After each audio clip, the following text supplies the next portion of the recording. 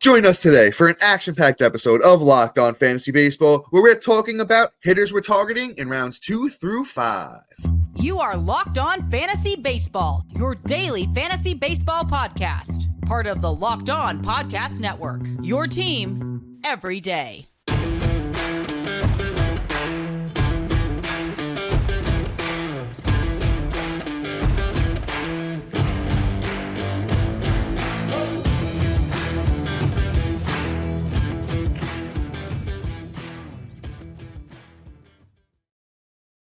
Hello, fantasy baseball fanatics, and welcome to the Locked On Fantasy Baseball podcast, brought to you by the Locked On Sports Network, your team every day. As always, we're your number one source of fantasy baseball knowledge, and thank you for making us your first listen each and every day. I'm your host, Dominic Martino. You can find me on Twitter at DomMartinoFB. Here, as always, with my brother, my co-host, my partner in crime, Matthew Ane, and you can find him on Twitter at Matthew_Ane. If you're listening on a platform like Apple or Spotify that allows 5-star ratings and reviews, we would truly appreciate it if you could do that for us. And if you're watching on YouTube and you haven't already, hit that little bell below. It subscribes you to the channel and also gives you a notification every time we drop a new episode. And lastly, but most importantly, guys, join us on the Subtext platform. Guys, on Subtext, it's a one-on-one, in-depth, personalized experience. You get text messages, updates right to your phone. Matt and I have released our rankings on there already. We're going to be updating them periodically as we get deeper into, the off season here and closer to draft day. We're going to have tiers in those rankings. Just in so much more stuff, breakouts, sleepers, bust. You can ask us all of your keeper dynasty questions this time of year. It's where we're getting locked in. So make sure you join us once again on the Subtext platform. And guys, real quick, today's episode is brought to you by Gametime. Download the Gametime app, create an account, and use the code LOCKEDON for $20 off your first purchase. And as I mentioned at the top, we're talking about hitters we're targeting rounds 2 through 5. Matt, that's so much talking for me. Why don't you hop on in here and talk about where we're going from here? All right. So I just want to throw out there the purpose of this podcast is not only to freshen our minds, but also kind of give you a perspective how we're approaching each round and, who do we think is a value, who we think we need to walk away with in each round. So, based off of these guys, we'll give you our explanation of why we'd pick these guys in these positions and, what exactly makes them so special for and a value in each round. So with that being said, let's talk about probably the best name that you may or may not be able to get in the second round, and that's Juan Soto. Right now he's slotting in about 12.7. He is coming up as pretty much the 13th player on the board, depending on what draft you're in. So, it's just a matter of choice, but honestly, it's really just more of a wheel pick. So quite honestly, you have in a 12-man league, this is all based off of, it's a great wheel right there. To be completely honest, I also saw Corbin Carroll going down at 12.3. So that's who's right ahead of it. So honestly, normally I don't like to start off with 2 outfielders, but you pretty much lock up, 2 strategic hitting positions right there, especially with outfield, pretty much having a tear drop off after a certain point. So if you walk away with pretty much 2 top 12 outfielders, you're pretty much gold with that, especially with Corbin Carroll being such a contributor, across all 5. And then Juan Soto, obviously being super elite in both power, runs, and ribbies, and obviously average with the Yankees. So, a lot of things are going to come into play there. But him being 12.7 is just an absolute steal. And that's why he's pretty much my official, number 13 ADP pick.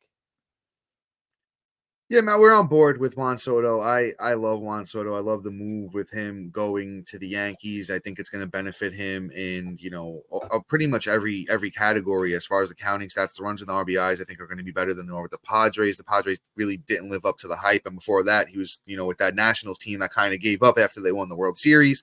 So going to be big improvements there. Smaller park, the home runs could be even bigger for Juan Soto this year.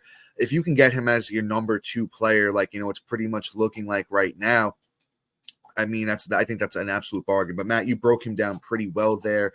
I'm going to move on to, one of my other favorite targets, because Matt and I kind of shared Juan Soto there. We both think he's a must draft for round 2. One of my guys, I have Austin Riley. He's coming off the board right now, right around the 20th player, pick 21. So you kind of right there, 2021, kind of the top of round 2.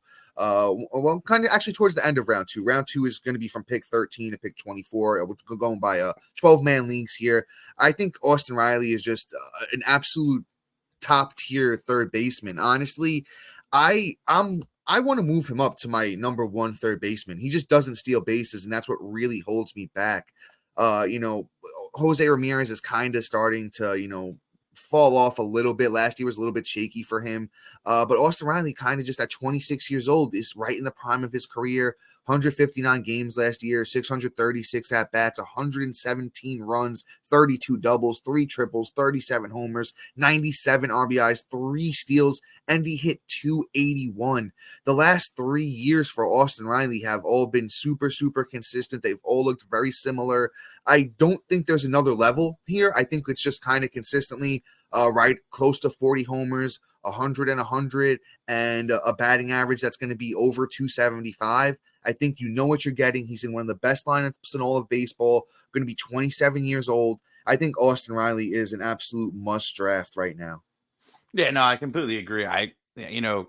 With the performance of, God, I'm having a brain fart here, Ramirez, it wouldn't be hard to move him up and make him the number one, even though he doesn't have that 5th category. Yeah, exactly. That's what holds me back still. I still have Jose 1 and Austin Riley 2, but I'm getting real close to switching it.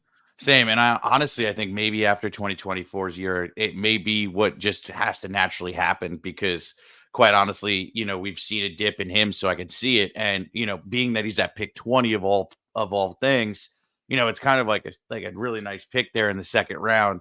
Honestly, like after these next 2 guys that we're going to talk about, like Riley's like my 3rd guy I'm going to walk away with. To just the value on the other 2 are just completely outrageous.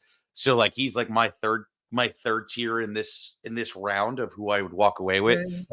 Yeah. Like this next dude, Bryce Harper, who you saw me if you're watching on the tubes, accidentally click first, thinking that's where Dom was going. But I love Bryce too, but I kind of wanted to, we kind of had our own guys here, but even though I do love Bryce, you did put him down, so you could take Bryce. Yeah. So I mean, like you look at Bryce Harper and like him being able to go in the 2nd round, I think this is the cheapest we're going to get him now. Period for the next like 3 years at least until we start seeing Father Time catch up with him, if that even happens in that time frame.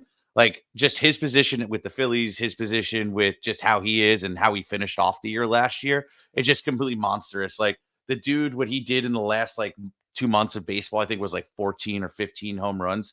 And then he finished off the year with 21 home runs in that time, still batted 293, had only 457 at bats and still managed to put together 84 runs, 72 ribs, and had a really nice batting average, if I'm not mistaken, at 293. 293. Like, dude, like stellar numbers where a dude coming back from TJ, not really having the full extension of his swing, not really, having his true elbow. But then, once things got right and, he got fully cleared, you really just saw like a complete different level of Bryce Harper, that 1st round domination pick that would be Bryce Harper. So like, honestly, this year is just so loaded and top heavy in the draft that I can understand why he's going so low.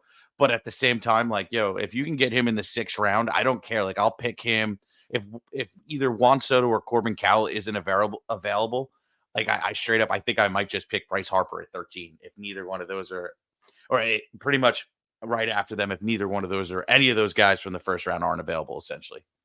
Yeah, I just want to chime in and say Corbin Carroll's not lasting to the 2nd round. It's not happening. If you're looking at like early NFBC ADP, he's coming off the board as the 4th pick. Yeah, and I think that's honestly very sticky right now because he kind of did what Julio did. He kind of just, and even Bobby Witt just took it to that next level, and now I think Corbin Carroll's a 5 category guy for the rest of his career, but let's stick where we are. I kind of just wanted to mention it. And before actually we move forward and we have one guy left in the 2nd round, then we're going to move into some of our 3rd round names, a lot of big names there in the 3rd round. As far as these bats go, we do have a quick ad break for you guys. And guys, we're talking to you about Gametime. You shouldn't have to be worried when you buy tickets to your next big event. That's why you need to check out the Gametime app. Gametime is the fast and easy way to buy tickets for all the sports, music, comedy, and theater near you.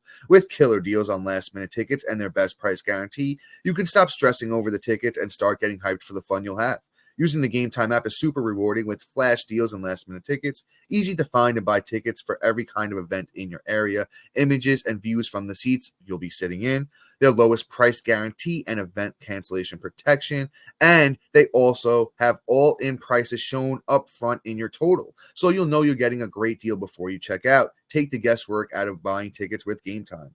Download the Game Time app, create an account, and use the code LOCKEDON for $20 off your first purchase. Terms apply. Again, create an account and redeem the code LOCKEDON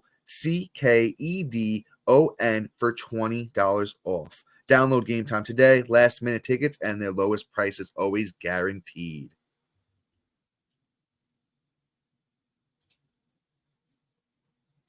All right, guys, and we're back here, and let's move into our last player here for the second round, and it's Yordan Alvarez. This is somebody that Matt, really wanted to talk about. So you know what, Matt, let me pass it over to you since you did put this guy down. Why don't you talk about him?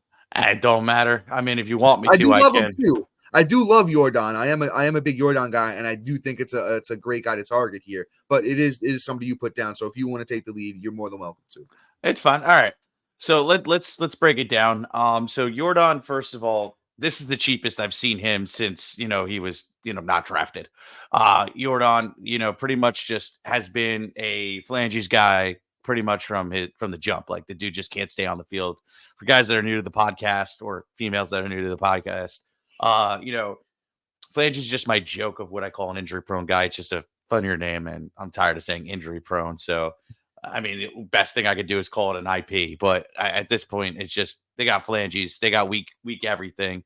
And Yordan is no different. He just plays more games than Alberto Mondesi, which isn't hard to do. I played more games in the MLB than Alberto Mondesi.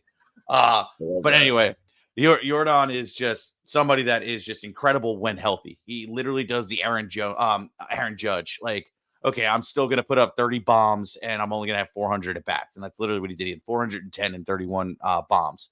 Along with that, 77 ribs, 24 doubles, a triple, 97 ribs.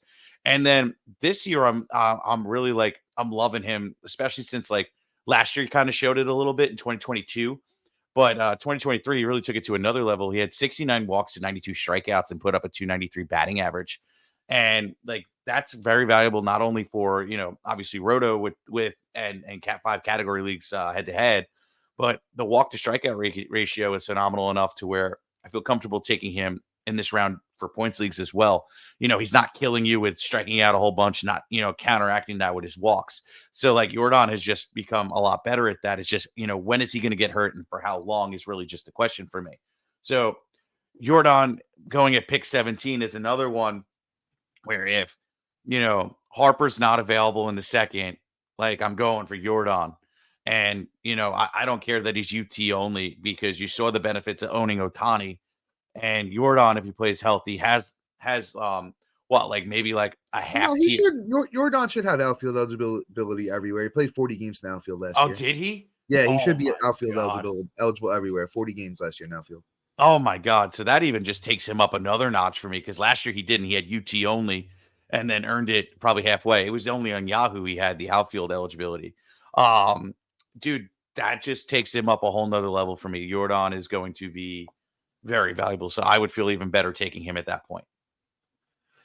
Yeah, I love Yordan too. And the upside, honestly, he does have Aaron Judge type upside. This is a guy really that if he played 150 games, I think he would hit 50 plus homers and the counting stats would be absolutely stellar. But it's just that I don't know if I'm trusting him. I know he's only going to be 27 this year, but the injury history is extensive at this point. An oblique last year. He had knee issues in the past. He had surgery on one of those knees. Issues with his hand. It's just been since he's been in the league, it's been nothing but a lot of injuries. I think there will be a season where he puts it together and it's just fantastic. But I pick 17, probably a little bit rich for my blood. I do like Yordan. I just not somebody I'm absolutely targeting. If he falls and towards the later end of that second round, I'm probably even taking Austin Riley ahead of him, to be honest with you. I probably would take him. I wouldn't be mad at taking him, but just not somebody that I'm actively targeting. But with that being said, let's wrap up the second round there and let's move on to the third round. Somebody that Matt and I both absolutely love, Luis Robert. We told you guys last year, take him everywhere. We were taking Luis Robert like as our number 2 or 3 outfielder last year in mock drafts everywhere, and it absolutely paid off. Monster season from Lou Bob last year. Let's read off those stats. 145 games for him last year, 546 at-bats, 90 runs, 36 doubles, 1 triple, 38 homers, 80 RBIs, 20 steals, 264 batting average. Now, here's the thing with a guy like Luis Robert, only going to be 26 next year. It's coming off the board. It looks like around like pick 29, and I'm absolutely fine with that. I think that's absolutely great pick. I think he can be your outfielder 1. I mean, I think the upside here is like 40 home runs, 40 steals, because he is super fast. Luis Robert is very, very fast, and I think they might let him run this year. I don't see why not. And I think the batting average has more upside too. Guy's a great hitter. He's a career 279 hitter. Last year, 264. Honestly, I know Luis Robert can hit over 280. And I really think he could put it all together this season. And this could be a very memorable season from a young, super talented player, Luis Robert, that really contributes across 5 categories. I'm just going to throw out the caveat. He's not a points league guy. You really don't want him in points league. He strikes out way too much, 172 strikeouts to only 30 walks. So in points leagues, a guy like Luis Robert does take a step back. But I still think that he's an elite player in category leagues. Yeah, absolutely. I mean, I feel like everybody just hasn't caught up to us yet with Luis Roberts, even though he's going as like the number 10 outfielder. Like I have him right now. If I'm looking at my rankings, I have Luis Robert as my number 8 outfielder, and I'm totally feeling great walking away with him. He was my bold prediction to not only stay healthy for a full season, but to do what he did. So, I think, the only thing that really, I guess, scares people away, if you really think about it, is, the ribbies category, because he only managed to walk around 80, but honestly, if Eloy even manages to play 400 at bats next year, and Oscar Colas just can stay on the outfield and keep his job, and some other guys can kind of just step up. Roberts is what 13 away from being elite like everybody else in the ribbies category at 93, and then this dude's being talked about as a first round pick, in my opinion, or high end second round pick. I love Luis Roberts, and I feel like everybody's sleeping on him. So pick 29 is super valuable. There's just one dude I have that I like just as much, and it's a hard decision between the two. I guess it's just based off of team construction, and that's Pete Alonso. Pete Alonso is going to pick 26, a little bit higher than Roberts, and I still don't know of the two which one I'd walk away with. This is just based off of ADP, not our picks. And Alonso, I know everybody kind of feels burned because he didn't live up to his draft position last year, and didn't really have like his, naturally studly year, even though he threw up like 46 home runs. The guy the batting average pretty just mutilated you. Like, okay, when you draft a guy that high in a 5x5 or even just a roto, you expect the guy to do what he does in batting averages, like anywhere from 260 plus to 217 last year. Just wasn't wonderful. And I'm kind of like disappointed in that aspect, but everything else was not disappointing, in terms of 46 home runs, 118 ribs. And quite honestly, I think Pete Alonso's due to bounce back in that at least post 250 to 255 batting average and do what he normally does. And if the Mets can even somewhat figure out what's going on, that I think that there's just another level to his stats as well in terms of runs and ribs. Yeah, man, we're on board with Alonso here. Last year, what happened with Alonso is he got hit on the wrist with a pitch, and he kind of just wasn't really the same after that. Really sapped his power. He rushed back from the injury, and it really, really messed him up. He started off the season, with 2 pretty strong months. Even though the batting average wasn't good in May, he still hit 10 home runs, 21 RBIs. In April, March, he had 10 home runs, 25 RBIs at 257. But then the rest of the season after that was just really, really tough. He had showed a little bit more in August where he had 9 home runs, 21 RBIs, 228, but he hit 152 in June. I believe that's when the injury happened. July 220. In September, October, 202 with only 7 home runs. I mean, the RBIs were good the whole time. Pretty much every month he had over 20 RBIs, except for June when the injury happened. But I think Alonso gets it back on track, full off season healthy to go in there. Alonso is still going to be 29 years old, still in the prime of his career. Honestly, a 50 home run season with 100 RBIs and 90 plus runs with a 255 plus batting average is not out of the question. Am I targeting him in the second round? No, but am I mad at you if you need a power guy? Then, go ahead and take him. Pete Alonso is definitely somebody that I do love. But as we're wrapping up the third round here, I think maybe we have one more guy, and then we're going to move into that fourth round and start to wrap things up here. We do have a quick ad break for you guys.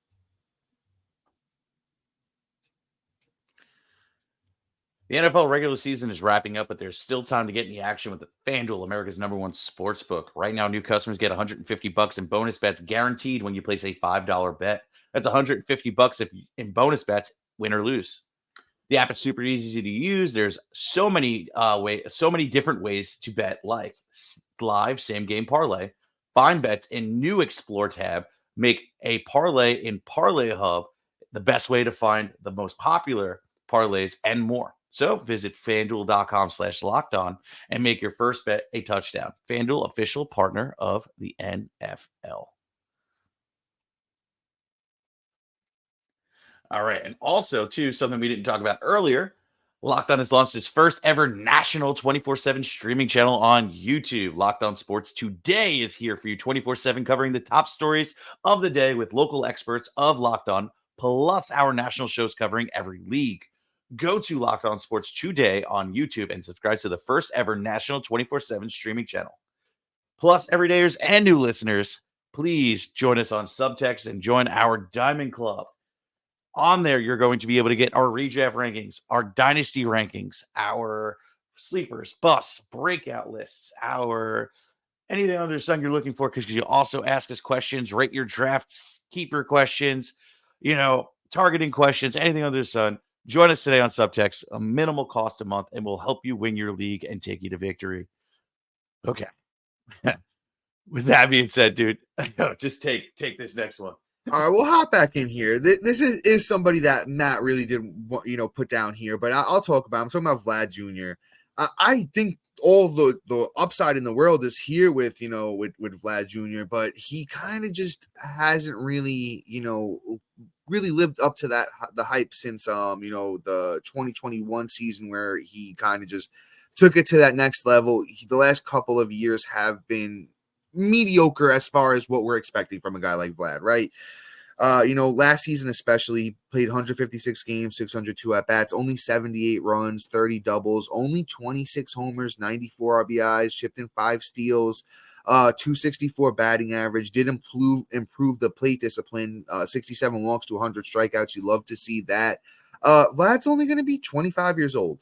I still think we got to believe in him. I still think the upside is, 35 plus homers with, 90 plus runs and 100 plus RBIs, and the plate discipline's actually improving.